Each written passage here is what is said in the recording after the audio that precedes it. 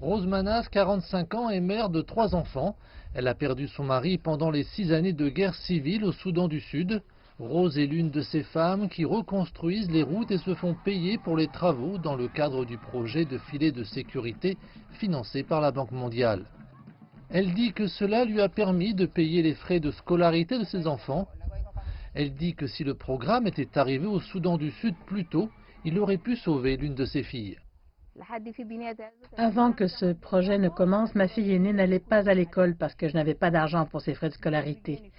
Elle a décidé de s'enfuir et elle n'était encore qu'une enfant. Ça m'a fait très mal.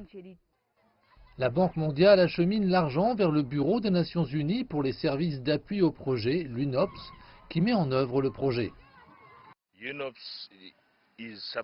L'UNOPS supplémente, il complète les efforts du gouvernement pour lutter contre la pauvreté, y compris la lutte contre le Covid-19. Donc, avec l'argent que nous recevons des donateurs, le nombre de bénéficiaires va augmenter pour inclure ceux qui ont été touchés par le Covid-19.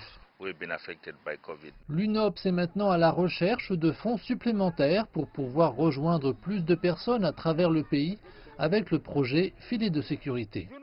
Selon l'UNOPS, pour le moment, le projet se concentre sur les ménages tels que les personnes handicapées, les personnes âgées, les femmes enceintes et les personnes vivant avec le VIH-Sida.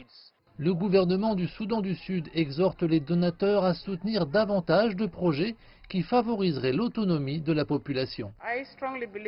Je suis convaincue que ce projet contribuera à une réduction significative de la pauvreté parmi les ménages pauvres et vulnérables sélectionnés.